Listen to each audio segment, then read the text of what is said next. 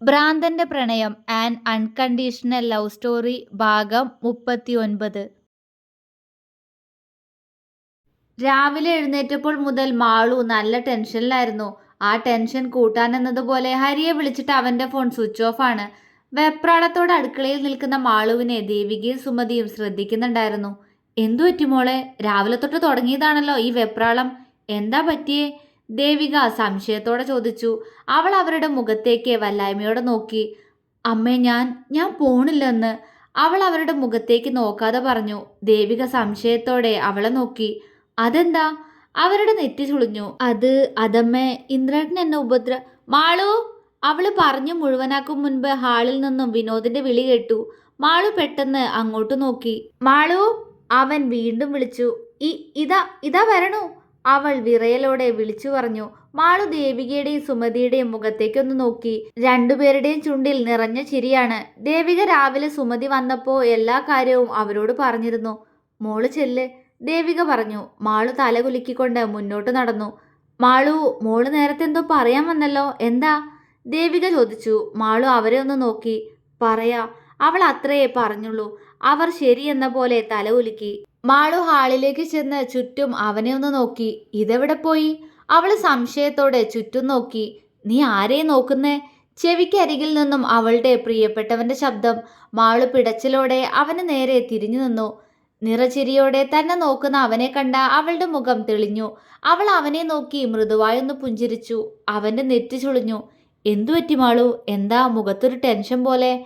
ഒന്നുമില്ല, അവൻ ചോദിച്ചതിന് അവൾ പതിഞ്ഞ ശബ്ദത്തിൽ മറുപടി പറഞ്ഞു. വിനോദ് അവൾക്കടുത്തേക്ക് അല്പം ചേർന്ന് നിന്നു. അവള് പിടച്ചിലോടെ അവനെ നോക്കി. എന്നോട് പറയാൻ പറ്റാത്ത വല്ല കാര്യമാണോ മാളു? അവൻ ആർദ്രമായ ശബ്ദത്തിൽ ചോദിച്ചു. അല്ല, അവള് പറഞ്ഞു. പിന്നെന്താ? അവൻ വീണ്ടും ചോദിച്ചു. ഞാൻ പോണോ? അവള് ചുണ്ടുമലർത്തിക്കൊണ്ട് കൊച്ചുകുട്ടികളെ പോലെ ചോദിച്ചു. അവൻ നെറ്റി ചുളിച്ച് അവളെ ഒന്ന് നോക്കി. നിനക്ക് എന്തു പറ്റി മാളു? നീ എന്തെങ്കിലും എന്നോട് മറച്ചു വെക്കുന്നുണ്ടോ? എന്തുണ്ടെങ്കിലും എന്നോട് പറ. നീ മിണ്ടാതിരുന്നാ ഞാനെങ്ങനെ അറിയാനാ? അവൻ ചോദിച്ചു. അവനോട് സത്യം പറഞ്ഞാലോ എന്ന് അവൾ ഒരു വേള ചിന്തിച്ചു പോയി. പക്ഷെ എല്ലാം അറിഞ്ഞു കഴിയുമ്പോൾ ഉണ്ണിയേട്ടൻ എങ്ങനെയാവും പ്രതികരിക്കുക? അതോർത്ത് അവൾക്ക് ഭയവും തോന്നി. അസുഖം ഉണ്ടായിരുന്ന സമയത്ത് പോലും എൻ്റെ കണ്ണ് നിറഞ്ഞത് കണ്ടപ്പോൾ ഇന്ദ്രേട്ടനെ ചവിട്ടി വീഴ്ത്തിയ ആളാ, അവൾ ചിന്തിച്ചു. എങ്കിലും അവിടേക്ക് പോയാ എന്താവും തൻ്റെ അവസ്ഥയെന്നോർത്ത് ഭയം അവളെ വരിഞ്ഞു മുറുക്കിയിരുന്നു. മാളു, വിനോദ് വിളിച്ചു. അവൾ മൂളി. എന്താടാ? എന്താണെങ്കിലും പറ, അവൻ സ്നേഹത്തോടെ പറഞ്ഞു. മാളുവിന്റെ കണ്ണ് നിറഞ്ഞു. എനിക്ക് പോണ്ട വിനോട്ടാ, എനിക്ക് ഇന്ദ്രേട്ടനെ പേടിയായിട്ടാ, അവള് പറഞ്ഞു. വിനോദ് സംശയത്തോടെ അവളെ നോക്കി. ഇന്ദ്രൻ മോളോട് ദേഷ്യപ്പെടുന്നോണ്ടാണോ? അവൻ ചോദിച്ചു. അവൾ തേങ്ങലോടെ മൂളി. അവനൊന്ന് പുഞ്ചിരിച്ചു. അയ്യേ, ഇത്രയുള്ളൂ എൻ്റെ മാളു. അവനോട് ഞാൻ സംസാരിക്കാന്ന് പറഞ്ഞതല്ലേ, പിന്നെ എന്തിനാ പേടി? അവൻ ചോദിച്ചതിന് മറുപടി പറയാതെ അവനെ തന്നെ നോക്കി നിന്നു മാളു. അവൻ അവളുടെ കണ്ണുകൾ പതിയെ തുടച്ചു കൊടുത്തു. വിഷമിക്കണ്ട കേട്ടോ, ഞാൻ സംസാരിച്ചോളാം അവനോട്. മോൾക്ക് അതല്ലാതെ വേറെന്തെങ്കിലും എന്നോട് പറയാനുണ്ടോ? അവൻ വീണ്ടും സംശയത്തോടെ ചോദിച്ചു. മാളു അവനെ വല്ലായ്മയോടെ നോക്കി. പറഞ്ഞാലോ? സത്യം പറഞ്ഞാൽ ചിലപ്പോ ഉണ്ണേട്ടൻ പോവാൻ പറയില്ല, അവൾ ചിന്തിച്ചു പോയി. വിനോട്ട, അവളുടെ ചിന്തകളെ തടസ്സപ്പെടുത്തിക്കൊണ്ട് ഹാളിലേക്ക് അവള് കയറി വന്നു.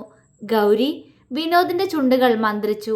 മാളു പെട്ടെന്ന് വിനോദിൽ നിന്നും അകന്നു നിന്ന് ഗൗരിയെ നോക്കി. അവളെ കണ്ട മാളുവിന്റെ മുഖത്ത് അമ്പരപ്പ് നിറഞ്ഞു. അവളുടെ നിറമാകെ മങ്ങിയിരിക്കുന്നു. കണ്ണുകൾ കുഴിഞ്ഞിരിക്കുന്നു. ആ കണ്ണുകളിൽ എന്തോ ഒരു വേദന. അവളുടെ ശരീരം വല്ലാതെ മെലിഞ്ഞു പോയിരിക്കുന്നു. മാളു അമ്പരപ്പോടെ ചിന്തിച്ചു. മാളുവിന്റെ അതേ അവസ്ഥ തന്നെയായിരുന്നു വിനോദിലും. അവളെ ഇത്രയും ക്ഷീണിച്ചു പോയൊരവസ്ഥയിൽ അവനും ആദ്യമായി കാണുകയായിരുന്നു. ഗൗരി വരുത്തിക്കൂട്ടിയൊരു ചിരിയോടെ അവന് മുന്നിൽ വന്നു നിന്നു. എന്താ വിനോദൻ എന്നെ ഇങ്ങനെ നോക്കുന്നേ? അവൾ സംശയത്തോടെ ചോദിച്ചു. നീ ഇവിടെ ഉണ്ടായിരുന്നില്ലേ ഗൗരി? ഇങ്ങോട്ട് നിന്നെ കണ്ടിട്ട് മാസങ്ങളായല്ലോ. അവൻ പുഞ്ചിരി ഏതുമില്ലാതെ ഗൗരവത്തോടെയാണ് അത് ചോദിച്ചത്. അവളോട് ഉള്ളിൽ ഇപ്പോഴും ദേഷ്യാണ്. എൻ്റെ ഗായുവിനെ വേദനിപ്പിച്ചവളാ. അവളെ മാത്രമല്ല, എൻ്റെ മാളുവിനെയും, അവൻ മനസ്സിൽ ചിന്തിച്ചു. ആ നിമിഷം ഡയറിയിൽ മാളു ഗൗരിയെക്കുറിച്ച് എഴുതിയ കാര്യങ്ങളായിരുന്നു വിനോദിന്റെ മനസ്സിൽ. അവന്റെ ചോദ്യത്തിന് അവൾ വാടിയ ഒരു പുഞ്ചിരി നൽകി. ഉണ്ടായിരുന്നു, ഇവിടൊക്കെ തന്നെ ഉണ്ടായിരുന്നു. അങ്ങനെ എങ്ങോട്ടും പോവാറില്ല. അമ്മ വരാറുണ്ടല്ലോ, അവള് പറഞ്ഞു. അവൻ അലസമായെന്ന് മൂളി. ഗൗരിയുടെ നോട്ടം മാളുവിലേക്ക് പോയി. മാളുവും അവളെ തന്നെ നോക്കി കാണുകയായിരുന്നു. ഗൗരി അവളെ നോക്കി നേർമയായി ഒന്ന് പുഞ്ചിരിച്ചു. മാളു അത്ഭുതത്തോടെ അവളെ ഒന്ന് നോക്കി. മാളു പഠിക്കാൻ പോവാൻ തുടങ്ങിയ സമയം തൊട്ട് ഗൗരി മാളുവിനോട് അടുക്കാൻ ശ്രമിക്കുന്നുണ്ടായിരുന്നെങ്കിലും ചിന്നു അവളെ അതിനനുവദിച്ചിരുന്നില്ല. ഉണ്ണിയേട്ടൻ്റെ അസുഖം മാറിയ ശേഷം വീണ്ടും എന്നോടുള്ള അവളുടെ പെരുമാറ്റം പഴയ പോലെ തന്നെയായിരുന്നു. എന്നെ കാണുമ്പോൾ ആ ചുണ്ടിൽ എപ്പോഴും ഒരു പുച്ഛ, കണ്ണിൽ ദേഷ്യവും. പക്ഷെ ഇപ്പോൾ ആ കണ്ണുകളിലെ ഭാവം എന്താണ്? മാളു മനസ്സിലാവാതെ അവളുടെ കണ്ണുകളിലേക്ക് തന്നെ ഉറ്റുനോക്കി. എനിക്ക് മാളവികയോട് അല്പം സംസാരിക്കാനുണ്ടായിരുന്നു, അതിനാ ഞാനിപ്പോൾ വന്നേ. ഗൗരി പുഞ്ചിരിയോടെ പറഞ്ഞു. വിനോദിന്റെ നെറ്റി ചുളിഞ്ഞു. എന്ത് സംസാരിക്കാൻ? അവൻ ഗൗരവത്തോടെ ചോദിച്ചു. ഗൗരിയുടെ കണ്ണുകളിൽ ഒരു പതർച്ച. അവൻ ഒന്ന് പുച്ഛിച്ചു. പറയൂ ഗൗരി, എന്താ നിനക്ക് മാളുവിനോട് പറയാനുള്ളേ? അവൻ വീണ്ടും ചോദിച്ചു. ഗൗരി മാളുവിനെയും വിനോദിനെയും അത്ഭുതത്തോടെ നോക്കി. നിങ്ങൾ തമ്മിലുള്ള പ്രശ്നമൊക്കെ തീർന്നോ? അവൾ വിടർന്ന കണ്ണോടെ ചോദിച്ചു. അത് നിന്നോട് പറയണോ? വിനോദ് പുച്ഛത്തോടെ തിരികെ ചോദിച്ചു. ഗൗരിയുടെ മുഖം മങ്ങി. വിനോദിന് എന്നോട് ഇപ്പോഴും ദേഷ്യമാണല്ലേ? അവള് സങ്കടത്തോടെ ചോദിച്ചു. അല്ലാതെ സ്നേഹം തോന്നാൻ വേണ്ടി നീ എന്തെങ്കിലും ചെയ്തിട്ടുണ്ടോ? വിനോദ് അപ്പോ തന്നെ തിരികെ ചോദിച്ചു. ഗൗരിയുടെ മുഖം വിളറിപ്പോയി.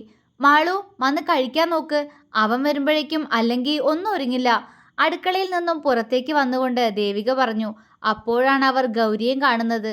അവരവളെ നോക്കി വെറുതെ ഒന്ന് പുഞ്ചിരിച്ചതേയുള്ളൂ, താല്പര്യമില്ലാത്തതുപോലെ. ഗൗരി അവരെ നോക്കി ഒന്ന് ചിരിക്കാൻ ശ്രമിച്ചു. മാളു നടക്ക്. വിനോദ് ഗൗരിയെ മൈൻഡ് ചെയ്യാതെ മാളുവിന്റെ കൈ പിടിച്ച് ഡൈനിങ് ടേബിളിനടുത്തേക്ക് നടന്നു. മാളവിക എവിടെ പോവാ അപ്പച്ചി? ഗൗരി സംശയത്തോടെ ദേവികയോട് ചോദിച്ചു. അവൾ അവളുടെ വീട്ടിലേക്ക്. അവളുടെ അപ്പച്ചി ഒന്ന് വീണു, അപ്പോ അവളിനി കുറച്ചു ദിവസം അവിടെ നിന്നിട്ടേ ഇനി വരൂ. ഇന്ദ്രൻ വരൂ ഇപ്പോൾ അവളെ കൂട്ടിക്കൊണ്ടുപോവാൻ. ദേവിക അവൾക്ക് മറുപടി കൊടുത്തു. ഗൗരി ഞെട്ടലോടെ അവരുടെ മുഖത്തേക്ക് നോക്കി. അവൾക്കുള്ളിൽ ഭയം നിറഞ്ഞു. എന്താ എന്താ അപ്പച്ചി പറഞ്ഞേ?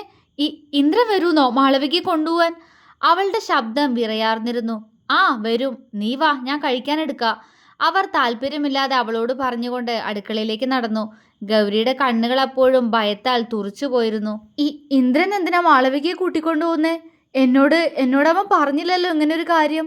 അവള് പേടിയോടെ മനസ്സിൽ ചിന്തിച്ചു. കുറച്ചു മുന്നേ തന്നെ അത്ഭുതത്തോടെ നോക്കി നിന്ന മാളുവിന്റെ മുഖം മനസ്സിൽ തെളിയവേ അവളുടെ കണ്ണുകൾ ഡൈനിങ് ടേബിളിനടുത്തേക്ക് പോയി. വിനോദ് അവൾക്ക് കഴിക്കാൻ വിളമ്പിക്കൊടുക്കുന്നുണ്ട്. അവൾ പരാതി പോലെ അടുത്തു പോയിരുന്ന ദേവികയോട് എന്തൊക്കെയോ പറയുന്നുണ്ട്. അവളെ തന്നെ നോക്കി നിൽക്കെ ഗൗരിയുടെ കണ്ണുകൾ എന്തിനോ നിറഞ്ഞു. നിറഞ്ഞ കണ്ണുകൾ അമർത്തി തുടച്ചുകൊണ്ട് അവൾ അവിടെ നിന്നും പുറത്തേക്കിറങ്ങി.